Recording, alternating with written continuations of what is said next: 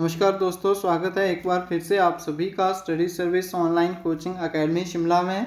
तो जैसा कि आप सभी को पता है, आप सभी का एग्ज़ाम जो है वो नियर बाई आ रहा है, तो उसको हम चीज़ों को जो है वो मद्देनज़र रखते हुए हमने ये जो सीरीज़ आप लोगों के लिए चलाई है उसी को कंटिन्यू करते हुए आज के इस सेशन में हम टॉप 70 जो है वो मोस्ट इम्पॉर्टेंट जो है वो MCQ डिस्कस करने वाले हैं, जो कि आपको जो है वो वन लाइनर क्वेश्चन रहेंगे। लेकिन इनमें से बहुत सारे आपको क्वेश्चन ऐसे मिल जाएंगे जो कि आपको डायरेक्ट जो है वो एग्ज़ाम में देखने को मिलेंगे।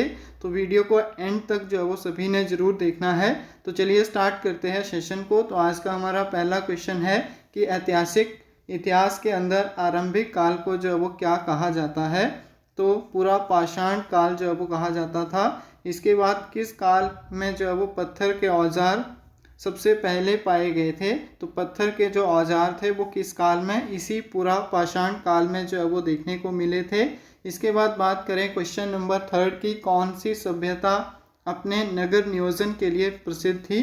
तो सिंधु घाटी की जो सभ्यता है वो अपने नगर नियोजन के लिए जो है वो फेमस थी। नेक्स्ट देखिए आपके पास, सिंधु घाटी सभ्यता किस नदी के किनारे जो है वो स्थित था। तो कौन से स्थान जो है वो सिंधु घाटी के किनारे पर स्थित था। तो मोहनजोदड़ो आपका आंसर हो जाएगा। नेक्स्ट देखिए, मोहनजोदड़ो का स्थानीय नाम क्या था। तो मृतकों का टीला पूछा जा सकता है। विशाल स्नान गृह जो है वो कहाँ पे मिला था। तो यहीं मोहनजोदड़ो में। और देवी माता की पूजा जो है वो किससे संबंधित थी। तो सिंधु घाटी सभ्यता से। लोथल नामक स्थान जो है वो किस सभ्यता का जहाजी मालघाट था। तो सिंधु घाटी सभ्यता में कालीबंगन किसके लिए प्रसिद्ध था। तो मिट्टी के पात्र के लिए जो है वो फेमस था आपका कालीबंगा। नेक्स्ट देखिए, वैदिक आर्यों का मुख्य भोजन था दूध तथा उसके उत्पाद। वैदिक लोगों द्वारा किस धातु का सबसे पहले प्रयोग किया गया। तांबा। किन 3 वेदों को संयुक्त रूप से वेद त्रयी कहा गया। तो यजुर्वेद, सामवेद और ऋग्वेद को। इसके बाद आर्य तथा उनके पूर्वों के साथ संघर्षों में सफल रहे थे क्योंकि उन्होंने घोड़ा द्वारा चलाए जा रहे रथों का जो है वो प्रयोग किया था। नेक्स्ट देखिए क्वेश्चन नंबर 14, वैदिक आर्य पशुचारी लोग थे। तो इस तथ्य से क्या पुष्ट होता है। तो उनके रिलेटेड उनसे जो है वो बहुत सारी गायें आपने देखी होगी और उनके युद्ध जो है वो आपने लड़े हुए जो है वो पढ़े होंगे। तो ये सारी चीज़ें जो है वो उनसे कॉरिलेट करती थी। नेक्स्ट देखिए, आर्य जनजातियों की प्राचीनतम बस्ती कहाँ है। तो सप्त सिंधु जो है वो आपका बिल्कुल सही आंसर आ जाएगा क्वेश्चन नंबर 15 के लिए। इसके बाद नेक्स्ट देखिए, राज्य अभिषेक समारोह के विवरण में किसका किया गया था। तो ऐत्रेय ब्राह्मण। गायत्री मंत्र कहाँ से लिया गया है। ऋग्वेद से। और किस विदुषी के बाद विवाद को अजय यज्ञवल्क्य ने जो है वो चुनौती दी थी। तो गार्गी। नेक्स्ट देखिए, गौतम बुद्ध का जन्म स्थान को जो है वो क्या कहा गया था। तो अशोक का मौर्य। ये मैंने आपको टेस्ट में भी करवाया था। बौद्ध धर्म की जो है वो परिषद का कहाँ आयोजन किया गया था। राजगृह। बौद्ध का अर्थ क्या है, ज्ञान की प्राप्ति।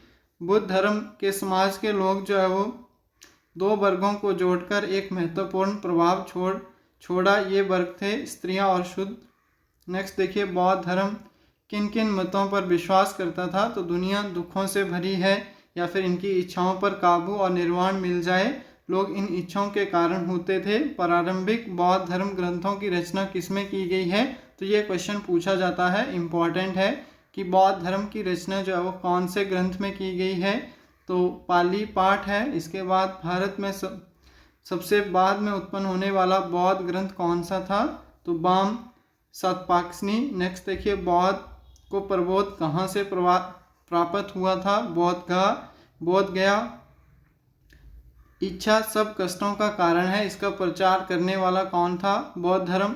महावीर कौन से आपके पास नंबर के थे। तो 24 नंबर के।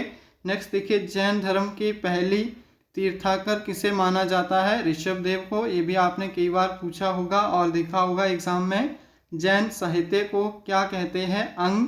दक्षिण भारत में प्रसिद्ध जैन केंद्र कहाँ पे स्थित है। तो श्रवण बेलगोला में। नेक्स्ट देखिए क्वेश्चन नंबर 31, तो भारत में सबसे पुराना लौ युग जुड़ा हुआ है चित्रित धूसर से, उनके मगध भांडों के साथ और मगध के साथ उत्थान करने के लिए कौन सा प्रथम शासक उत्तरदायी था? तो बिंबिसार। प्राचीन काल में स्रोत सामग्री लिखने के लिए प्रयुक्त भाषा कौन सी थी? संस्कृत। ये भी क्वेश्चन इंपॉर्टेंट है। अलेक्जेंडर सिकंदर जो है वो उनकी और पोरस की लड़ाई लड़ी थी कहाँ पे? झेलम नदी के पास। यहूदियों और क्या धार्मिक पाठ का नाम क्या है? मूसा साहिब। महाभाष्य इंपॉर्टेंट है, महाभाष्य पूछा जाता है। तो पतंजलि के द्वारा यूनानियों द्वारा को भारत से बाहर निकालना था चंद्रगुप्त मौर्य।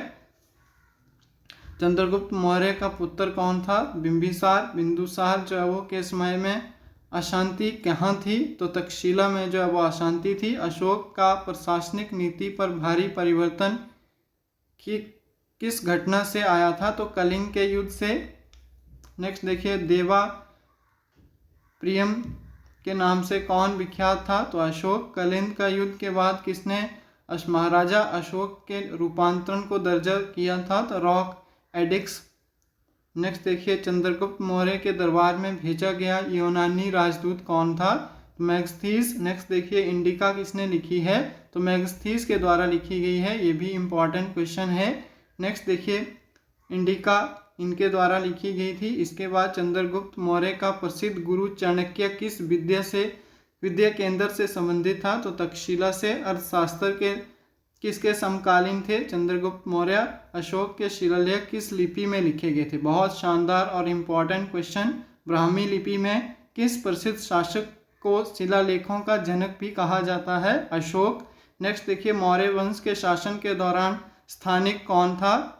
तो जिला प्रशासक। नेक्स्ट देखिए, मौर्य वंश का अंतिम शासक कौन था?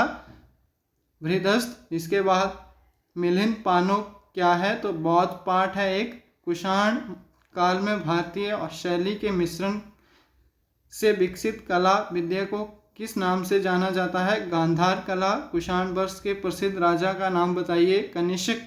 इसके बाद शक संवत किसने और कब शुरू किया था? तो कनिष्क ने ही 78 ईस्वी में। कला की गांधार शैली का शासनकाल किस जो है वो का शासनकाल में पनपी थी? तो कनिष्क के राजा रखवेल चेदीवंश के जो है वो महानतम शासक थे। तो कलिंग सातवाहन का सबसे बड़ा शासक कौन था? तो गौतमी पुत्र शतकर्णी। मेहरौली की जंग रहित लौह स्तंभ जो है वो किसने स्थापित किया था? तो गुप्तों ने। चंद्रगुप्त द्वितीय को किस नाम से जाना जाता था? विक्रमादित्य, सभी जानते हैं। हरिसेन किस वंश का राजकवि था? समुद्रगुप्त। रोमन साम्राज्य के साथ भारत का व्यापार रोम पर किसने द्वारा आक्रमण के साथ समाप्त हो गया? तो हुनों के आक्रमण द्वारा। नेक्स्ट देखिए, गुप्त काल में किस धातु का सर्वाधिक सिक्के जो है वो जारी किए गए थे? तो सोने के। अपनी विजयों के कारण किसको भारत का नेपोलियन कहा जाता है? शानदार क्वेश्चन है और बार बार पूछा जाता है। इलाहाबाद स्तंभ के शिलालेखों में किसकी उपलब्धियां जो है वो वर्णित है? समुद्रगुप्त। इंपॉर्टेंट क्वेश्चन है। मेघदूत के लेखक कौन है? कालिदास। फायान जो है वो किसके शासनकाल के दौरान जो है वो भारत आया था? तो चंद्रगुप्त सेकंड जो है वो उसके काल में जो है वो भारत आया था फायान। तो आई होप आप सभी ने इन क्वेश्चन को अच्छे से जो है वो रिवाइज किया होगा। इसी तरह क्विक रिवीजन अगर आप और भी चाहते हैं, जैसे हिस्ट्री के अलावा पॉलिटिकल का या फिर हम बात करें जियोग्राफी, तो उनके ऊपर भी हम जो है वो जल्दी ही वीडियो लाएंगे। तो वीडियो कैसी लगी? अगर ये वीडियो आपको हेल्पफुल लगती है तो वीडियो को लाइक करें, शेयर करें अपने दोस्तों के साथ। और इसी तरह की कम टाइम में ज़्यादा चीज़ें कवर करने वाली और भी आपको वीडियो चाहिए तो जल्दी से कमेंट बॉक्स में जो है वो ज़रूर फीडबैक देनी है सभी ने। Thank you so much. मिलेंगे नेक्स्ट सेशन में और इसी तरह के नेक्स्ट जो है वो टॉप 70 क्वेश्चन के साथ। Thank you so much.